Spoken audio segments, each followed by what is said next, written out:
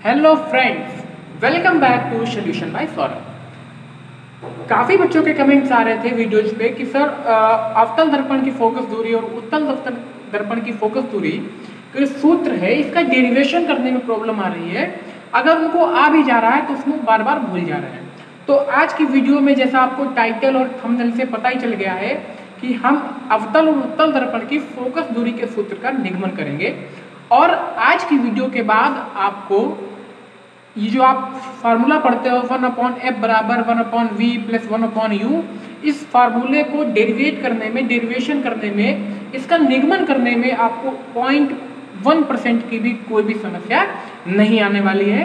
बस एक वादा आप अपने आप से करके बैठिए कि इस वीडियो को आप पूरा देखेंगे।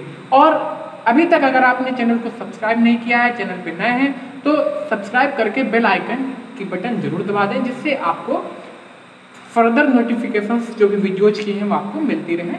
और चैनल को अपने दोस्तों के पास शेयर भी कर दें, जिससे सभी लोग आसानी से चीज़ों को समझ सकें और पढ़ सकें। तो शुरू से करते हैं आज की वीडियो में किस प्रकार से हम अवतल हो या उत्तल हो उसकी फोकस दूरी के लिए सूत्र को हम फाइंड आउट करते हैं। तो बात करते हैं अवतल दर्पण की फोकस दूरी के सूत्र का निगमन, किस प्रकार से हम फोकस दूरी का सूत्र ज्ञात करते हैं। तो सबसे पहले एक नज़र हम इस फिगर पे डालते हैं जो आपका माना होगा। माना क्या है और माना क्यों लिखा जाता है। आपके एग्जाम में आएगा अवतल दर्पण की फोकस दूरी के सूत्र का निगमन करिए। ना ही तो आपको उसमें फोकस दूरी दी होगी, ना ही तो उसमें वक्रता त्रिज्या दिया होगा। ये सब कुछ आप अपनी तरफ से मानोगे।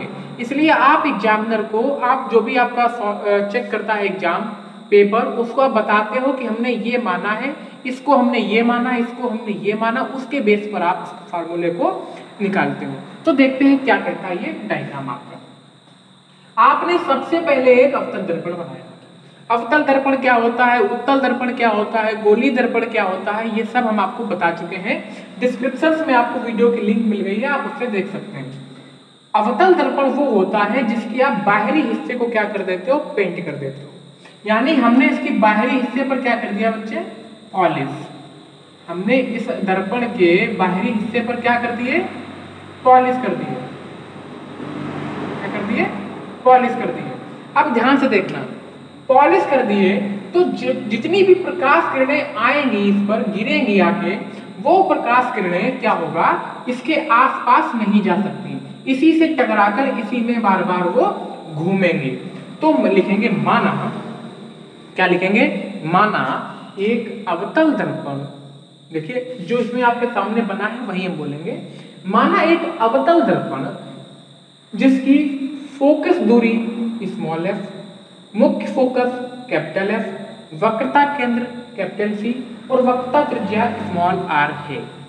इसके सामने अनंत, देखिएगा ये आपकी वक्रता त्रिज्या है। अगर इसी लाइन को हम आगे बढ़ाएं तो इधर इनफाइनाइट होगा। तो इनफाइनाइट और वक्रता केंद्र के बीच में एक वस्तु रखी है जो क्या है, AB। इस वस्तु AB से एक प्रकाश किरण जो मुख्य अक्ष के, ये मुख्य अक्ष है, इस मुख्य अक्ष के समांतर है। मुख्य अक्ष के समांतर चलने वाली प्रकाश किरण दर्पण से परावर्तन के पश्चात मुख्य फोकस से होकर जाती है और दूसरी प्रकाश किरण दर्पण के वक्रता केंद्र से होकर जाती है और अपने ही मार्ग पर वापस लौट आती है।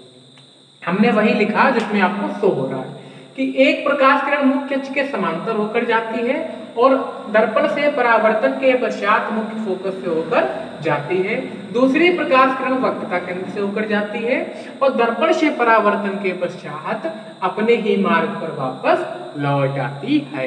अब क्या हुआ, ये दोनों प्रकाश किरणें एक दूसरे से जिस बिंदु पर आपस में मिलती हैं, वहां पर इस वस्तु AB का A डैश B डैश नामक प्रतिबिंब प्राप्त होता है। ये आपने पूरा क्या लिखा बच्चे, माना लिखा। एक बार फिर से इसको समझते हैं। माना एक अवतल दर्पण जिसके सामने अनंत और वक्रता केंद्र के बीच एक वस्तु AB रखी है। नजरें केवल बोर्ड पर होनी चाहिए, डायग्राम पर, और कान केवल मेरे कहे हुए शब्दों पर होने चाहिए। आपको दोबारा पढ़ना नहीं पड़ेगा, हम आपको गारंटी दे रहे हैं।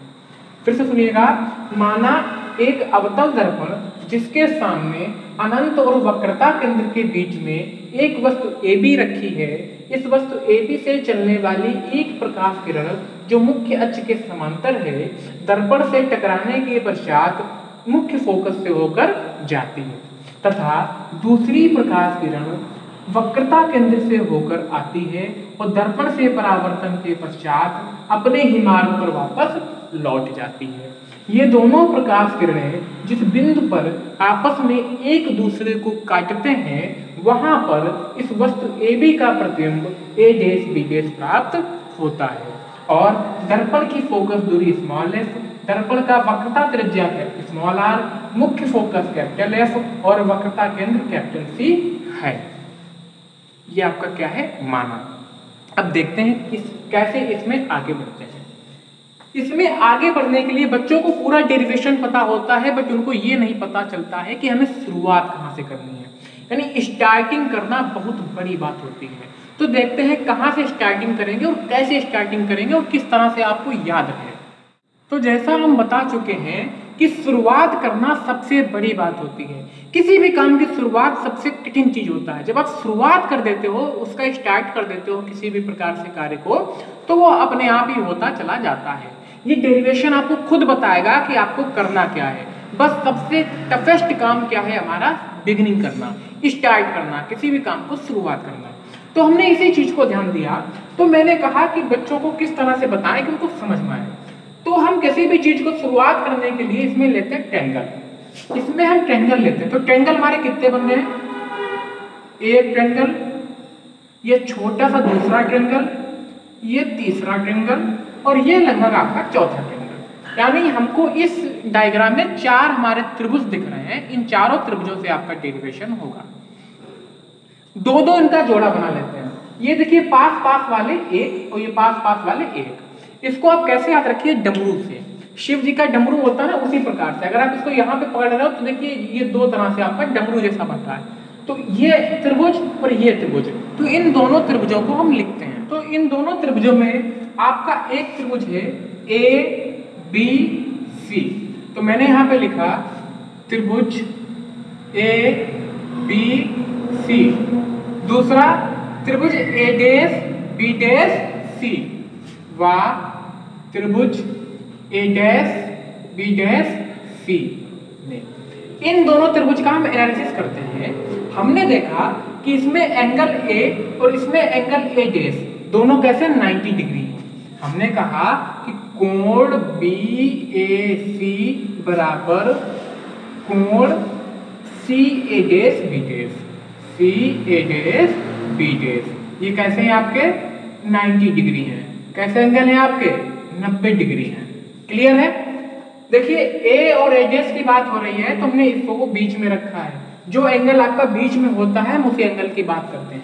दूसरी मैंने क्या बात कही, मैंने कहा कि आपका जो एंगल BC है, मैंने क्या कहा BCA, एंगल BCA ये वाला एंगल, और एंगल A'CB', एंगल A'CB', ये कैसे एंगल है आपके, ये एंगल है आपके शीर्षाभिमुख। शीर्षाभिमुख का मतलब होता है आमने सामने के। किसी भी त्रिभुज के अगर 2 एंगल, किन्हीं भी 2 त्रिभुजों के अगर 2 कोण आपस में बराबर हैं तो तीसरे वाले कोण की हिम्मत नहीं जो आपस में बराबर ना हो, क्योंकि हमको पता है कि त्रिभुज के तीनों कोणों का योग 180 डिग्री होता है और दोनों कोण अगर आपस में बराबर हैं तो जब 180 में से आप तीसरा एंगल घटा के निकालोगे तो दोनों ही त्रिभुजों के एंगल बराबर आएंगे। तो आपने कह दिया कि दोनों त्रिभुज कैसे हैं आपके, त्रिभुज ABC सर्वांशम है त्रिभुज A'B'C के। सर्वांशम है, समरूप है, ये अलग अलग दोनों प्रॉपर्टी हैं त्रिभुज की। तो हमने कहा कि अब इस पे हम प्रमेय लगाते हैं। क्या प्रमेय कहता है हमारा कि लंब बटा लंब, आधार बटा आधार और कर्ण बटा कर्ण हम लेते हैं। तो हमने क्या किया, इसका लंब क्या है AB, हमने कहा इस त्रिभुज का लंब AB और इस त्रिभुज का लंब A'B' बराबर होगा इस त्रिभुज के आधार AC और इस त्रिभुज के आधार A'C से। समझ में आ रहा है सबको? भाई इसका लंब AB, इसका लंब ADS BDS, इसका आधार AC, इसका आधार ADS C। हमने इसको समीकरण नंबर 1 डाल के ऐसे ही छोड़ दिया। क्लियर है? अब हम लेंगे अन्य दो त्रिभुज। इन दो त्रिभुजों की बात करेंगे। हमने कहा त्रिभुज A dash B dash F, A dash B dash F व त्रिभुज सेम इसी प्रकार से जिस तरह से ये दोनों समरूप हुए उसी प्रकार से ये दोनों त्रिभुज भी आपस में कैसे होंगे? समरूप होंगे। यहाँ पे एक पॉइंट मान लेते हैं M और M से यहाँ पर एक लंब डालते हैं N, तो MFP क्या लिखें? त्रिभुज MFP समरूप है। अब आप इसमें एक चीज ध्यान दीजिएगा, हमने इसमें क्या किया है, M से लेके P तक एक लंब डाल दिया तो आपका ये त्रिभुज बना MNP। लेकिन ये N और P वाकई में एक ही बिंदु है। कैसे? अगर हम इसका द्वारक बहुत बड़ा कर दें तो जब लंब डालेंगे तो ये P बिंदु पर ही पड़ेगा, इसलिए N और P को हम एक ही बिंदु मान लेते हैं, चाहे आप N लिखिए चाहे आप P लिखिए। हमने इन दोनों को भी समरूप बता दिया। अब इसका लंब बटे उसका लंब, जैसे आपने पीछे किया था वही हम इसमें भी लागू करेंगे। इसका लंब क्या है बच्चे? MN। इसका लंब क्या है बच्चे? A dash B dash. इसका आधार क्या है बच्चे? FP और इसका आधार क्या हुआ? FA डैश या A डैश F, कुछ भी आप इसको लिख सकते हो। हमने इसको कह दिया समीकरण नंबर 2। ठीक है? अब इसमें एक चीज और है, अगर कोई भी दो समांतर रेखाएं हैं, कोई भी कहीं पर भी दो समांतर रेखाएं खींची हुई हैं और आप उन दो समांतर रेखाओं के बीच की दूरी ज्ञात करें, तो दूरी चाहे आप यहाँ की ज्ञात करो चाहे किसी और बिंदु पर ज्ञात करो, उन दोनों समांतर रेखाओं के बीच की दूरियां हमेशा नियत रहती हैं। उदाहरण के लिए आपको बताएं कि जो रेल की पटरी होती है, दोनों रेल गेज के बीच की जो डिस्टेंस है, जो आपके किसी एक शहर में होगी वही डिस्टेंस किसी दूसरे शहर में होगी, यानी समांतर रेखाओं के बीच की दूरी आपस में बराबर होती है। हमने आपको ऑलरेडी बताया कि ये दोनों कैसी रेखाएं हैं? समांतर रेखाएं हैं। अगर ये दोनों समांतर रेखाएं हैं तो AB और MN आपस में बराबर होगा। मैंने कहा तो ये AB बराबर MN, मैंने क्या लिखा? चूंकि AB बराबर MN, क्योंकि ये दोनों रेखाएं कैसी हैं? पैरेलल। यहाँ पे आप लिख भी सकते हो BM पैरेलल टू AP, इसलिए हमने कहा कि AB किसके बराबर है? MN के। तो हम MN की जगह पे यहाँ पे AB लिखते हैं। आपने कहा सर बिल्कुल लिख दो। इस हमने AB की जगह पे MN की जगह पर क्या लिख दिया? AB। MN की जगह क्या लिख दिया? AB। बाकी पूरा हमने ऐसे ही इसको उतार दिया। क्लियर है सबको? इसको हमने इक्वेशन नंबर 3 बोल दिया, समीकरण नंबर इसको हमने 3 बोल दिया।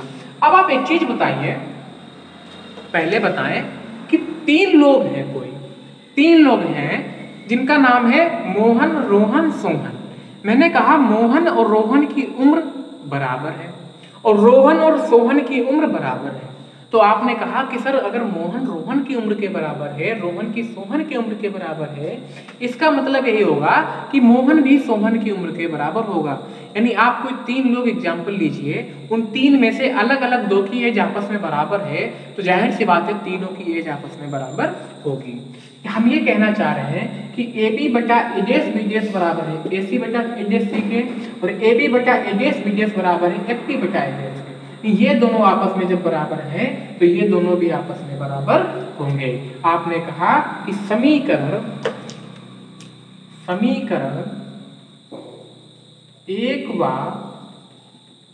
3 से आपने कहा इक्वेशन नंबर 1 एंड 3, तो ये दोनों चीजें बराबर हैं तो ये दोनों आपस में भी बराबर होंगी।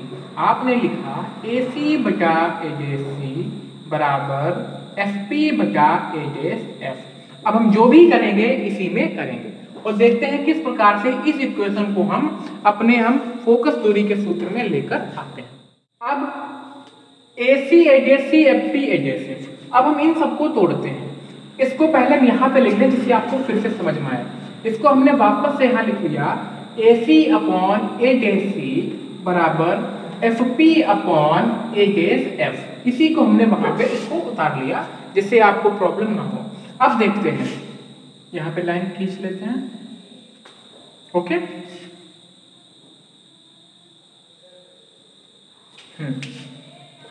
अब देखिए वहां पे लिखा है AC, तो बस यही पे खेल है। इसी चीज को आपको बहुत ध्यान से समझना है।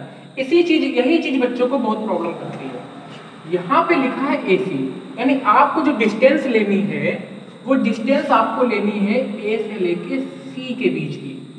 यानी अगर हम यहाँ पे एक लाइन खींचें, ध्यान से देखिएगा, यहाँ पे पॉइंट आपका क्या है A, यहाँ पे आपका पॉइंट क्या है C, यहाँ पे हमारा पॉइंट है F और यहाँ पे पॉइंट है हमारा P। क्लियर है सबको? F और P के बीच की दूरी है R, C और P के बीच की दूरी, सॉरी, F और P के बीच की दूरी है F, C और P के बीच की दूरी है R। इतना आपको पता है। अब आपको चाहिए क्या? A और C, यानी आपको डिस्टेंस केवल इस पॉइंट और इस पॉइंट के बीच की ये दूरी चाहिए। क्लियर है? आपको क्या डिस्टेंस चाहिए? ये चाहिए। इसमें एक चीज बच्चे और छूट रही है आपकी, बहुत इंपॉर्टेंट, आपकी वस्तु और दर्पण, वस्तु और दर्पण के बीच की दूरी को हम बोलते हैं U। क्या बोलते हैं? वस्तु और दर्पण के बीच की दूरी को हम बोलते हैं U। फिर से हम बोल रहे हैं, वस्तु और दर्पण के बीच की दूरी को बोलते हैं U। और प्रतिबिंब और दर्पण, प्रतिबिंब और ध्रुव, इस प्रतिबिंब और ध्रुव के बीच की दूरी को बोलते हैं हम V। ठीक है? वस्तु और दर्पण के बीच की दूरी को बोलते हैं हम U और प्रतिबिंब और दर्पण के बीच की दूरी को बोलते हैं हम V। तो ये आपकी वस्तु है, यानी यहां से लेके यहां तक की दूरी है U और प्रतिबिंब आपका यहां पे बन रहा था A', यहां से लेके यहां तक की दूरी को हमने क्या बोला? V। क्लियर है? इतनी डिस्टेंस आपको यहां से यहां तक पता है। इसको भी, F को भी नीचे लिख लिया जिससे आपको प्रॉब्लम ना हो। इस F को भी हमने कहा लिख लिया, इस फोकस दूरी को भी हमने कहा लिख लिया, यहाँ नीचे लिख लिया। अब आप ध्यान से सुनिएगा, एक ये चीज, दूरियों के साथ साथ इसमें चिन्ह का भी ध्यान रखना बहुत ही महत्वपूर्ण हो जाता है। चिन्ह का ध्यान से मतलब आज से हमारा ये है कि जब आप सपोज जब आप कोऑर्डिनेट की बात करते हो, सपोज कोई इस तरह से चतुर्थांश है, तो आपको पता है ये हमारा होता है मूल बिंदु। जब हम संख्याएं लिखते हैं तो इधर की हमारी सभी संख्याएं होती है प्लस की। क्लियर है? इधर की हमारी सभी संख्याएं होती हैं माइनस की। ऊपर वाली हमारी ऊपर वाली संख्याएं होती हैं वो भी सब होती हैं प्लस की, और नीचे वाली सभी संख्याओं को हम माइनस का लिखते हैं। तो इसी आधार पर हमने ये किया कि हमारा मूल बिंदु ये है। ये क्या है? मूल बिंदु, क्योंकि चतुर्थांश हमारा इस तरह से आगे गया है। तो मूल बिंदु के इधर की सभी डिस्टेंस किसकी होंगी? माइनस की होंगी। तो ये गलती सबसे होती है, इसलिए सबसे बाद में इसको हम बता रहे हैं। F आएगा माइनस का, R आएगा माइनस का, U होगा माइनस का और V भी होगा माइनस का। यहाँ पर भी आपका F minus, V minus, R minus और U भी माइनस का। अब हम आते हैं अपनी बात पे वापस से। हमको क्या चाहिए? हमको चाहिए है A और C। हमको क्या चाहिए यहाँ पर? AC। तो ये डिस्टेंस हमको चाहिए। तो क्या करें? ये पूरी डिस्टेंस हमारी है U। ध्यान रखना, ये पूरी डिस्टेंस हमारी क्या है? U। अगर हम U में से, इस पूरी डिस्टेंस में से इतनी डिस्टेंस घटा दें तो ये आ जाएगी। भाई इतनी लंबी लाइन हो, इस पूरी लंबी लाइन में अगर आपको इतनी डिस्टेंस चाहिए है, इतनी डिस्टेंस चाहिए है, तो इस पूरी में से इतनी डिस्टेंस घटा दो, ये आ जाएगी।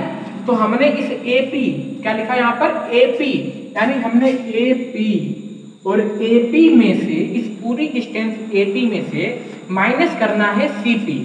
इस AP में से माइनस क्या करना है? CP। फिर से बोलिएगा, AP में से CP माइनस कर दिया तो AC आ जाएगा? बिल्कुल आ जाएगा सर। अब नीचे लिखा है A'(C), यानी A'(C) यानी दिस वन, ये डिस्टेंस अब आपको चाहिए। तो ये डिस्टेंस चाहिए, तो इसने में से हम, इस पूरी डिस्टेंस में से ये डिस्टेंस घटा दें, तो हम CP में से A'(P) माइनस कर दें। किसमें से? CP में से A'(P) क्या कर दें? माइनस कर दें। तो और ये डिस्टेंस आ गई इक्वल FP।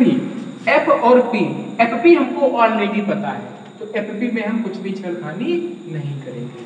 आया A'(F), यानी हमको अब चाहिए ये वाली डिस्टेंस। कौन सी डिस्टेंस चाहिए? इसको हम कलर चेंज कर दें जिससे आपको डाउट ना हो। ये वाली डिस्टेंस चाहिए, दिस वन। ए डेस एफ चाहिए, तो ए डेस एफ में से हम अगर ए डेस पी में से एफ बी माइनस कर दें, ए डेस पी में से हम क्या माइनस कर दें, एफ पी, तो हमारी सभी डिस्टेंस आ जाएंगी। अगर आपको ये चीज़ समझ में आई है तो अच्छी बात है, अगर नहीं समझ में आई है तो आपको इतना बता दें कि आपको सभी डिस्टेंस पी के बीच की लिखनी है। देखिए P P P P P P, सभी डिस्टेंस आपको ध्रुव के लिखनी है, ध्रुव तक के बीच की दूरी आपको लेनी है। जैसे अगर आपको कुछ नहीं पता है तो ए और सी है, तो ए से पी तक और सी से पी तक, यानी ए के बाद क्या लगा दो पी, सी के बाद लगा दो पी, ए डेस के बाद लगा दो पी, सी के बाद लगा दो पी, ए डेस के बाद लगा दो पी, एफ के बाद लगा दो पी। लेकिन यहाँ पर ए डेस सी है तो ए डेस भी पहले नहीं लिखोगे क्योंकि ए डेस आपका बाद में आता है, सी पहले आ जाता है। इससे और तरीका, आसान तरीका दूसरा हो ही नहीं सकता है। अगर आप इस तरीके से भी नहीं समझ पा रहे हो तो इसके अलावा कोई दूसरा तरीका है ही नहीं। सब त्याग दो, हिमालय पर चले जाओ और वहीं पर अपना भक्ति भाव से पूजा अर्चना करो, ठीक है, कुछ नहीं हो सकता फिर आपका। अब देखते हैं हम एपी। एपी यानी ए से लेके पी, यानी वस्तु से लेके पी के बीच की दूरी माइनस का यू। एपी के लिए क्या लिख दिया, माइनस का यू। फिर आया माइनस, ये माइनस हमने ऐसे लिखा। फिर आया सीपी, सी से लेके पी यानी ध्रुव से, सॉरी केंद्र से लेके ध्रुव के बीच की दूरी माइनस है, माइनस का are upon.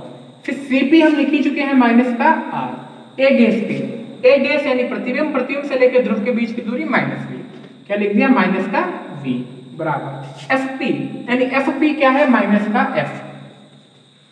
A days P already लिख चुके हैं माइनस का आर, आर ऐसे लिखेंगे तो इसको वी लिखोगे आप लोग, पता है आप लोग क्या भी,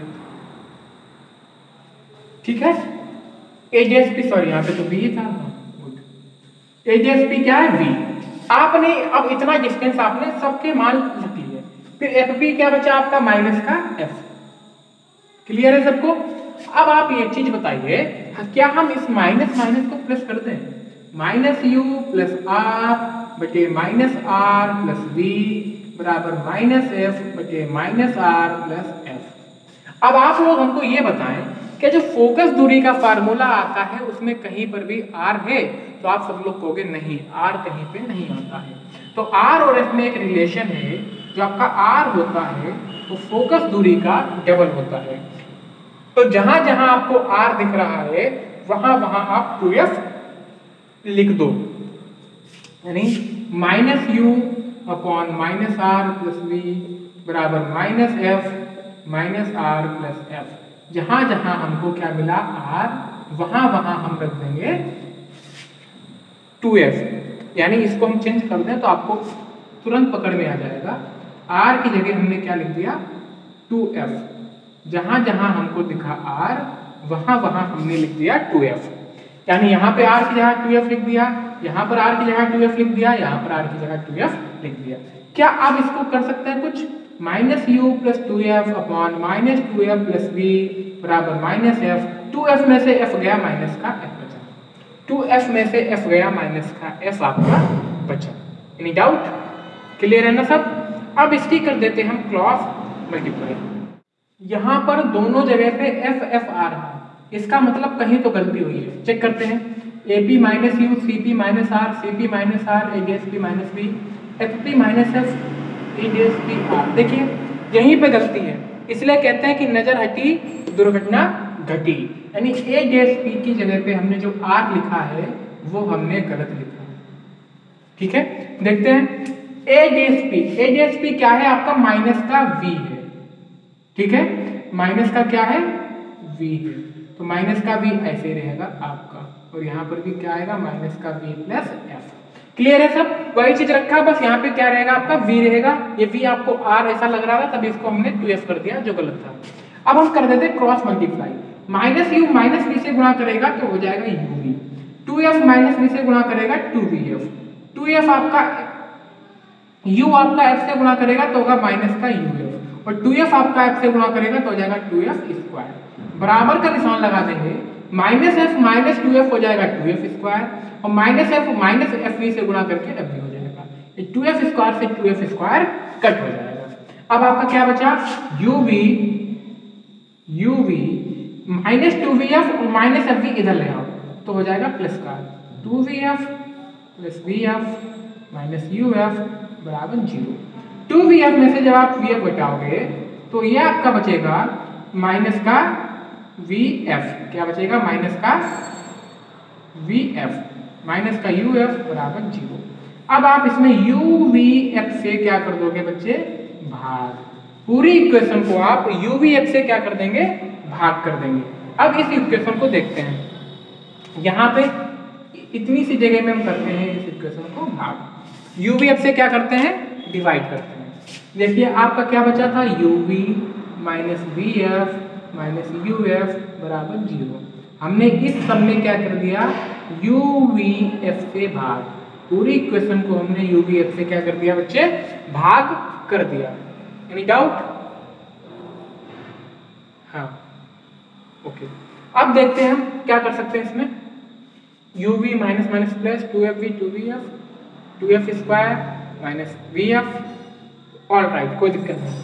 अब देखिए u से u कटा, v से v कटा, v से v कटा, f से f कटा, u से u कटा, f से f कटा, बचा क्या हमारा 1/f minus 1/u minus 1/v बराबर 0।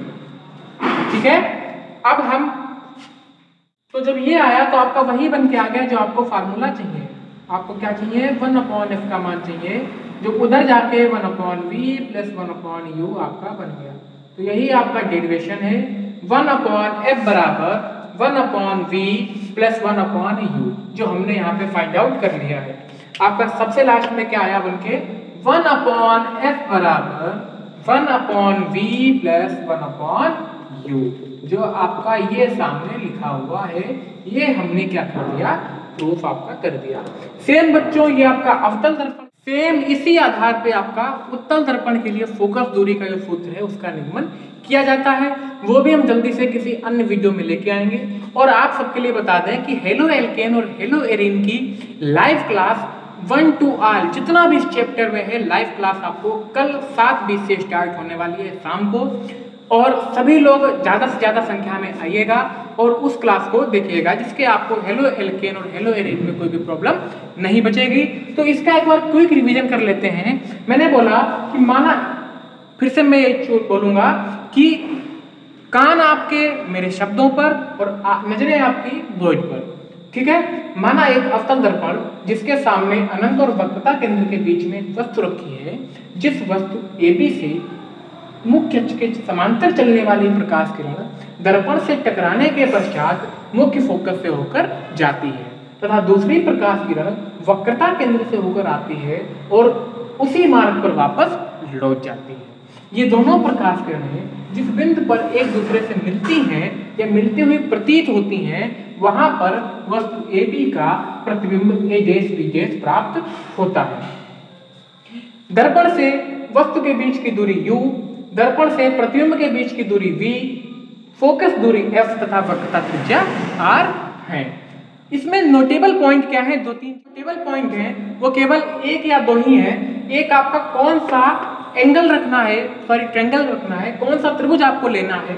सबसे लास्ट में आपको ये याद रखना है कि हम uvf से भाग करते हैं, uvf से में क्या करना है, भाग। और एक चीज आप और भी याद कर सकते हो कि हमें सभी पॉइंट कहाँ से लेने हैं, P से लेने हैं, और इसी तरह से आप इसका पूरा डेरिवेशन आसानी से कर सकते हैं। जल्दी ही मिलते हैं नेक्स्ट वीडियो में, बने रहिए सोल्यूशन बाय सौरभ के साथ, ऐसे ढेर सारा प्यार देते रहिए। Lots of love, thank you very much. और आपको बता ही चुके हैं कि सोल्यूशन बाय सौरभ पर आपकी सभी प्रकार की समस्याओं का, चाहे वो किसी भी सब्जेक्ट से लेके हो, किसी भी क्लास से लेके हो, आपकी केवल और केवल एक कमेंट पर नेक्स्ट वीडियो हमारा टारगेट बन जाती है। तो इसी लगन के साथ, इसी मेहनत के साथ बने रहिएगा, ढेर सारा प्यार देते रहिए ऐसे ही। Lots of love to everyone, और जल्दी ही मिलते हैं नेक्स्ट वीडियो में किसी एक बहुत ही बेहतरीन टॉपिक के साथ।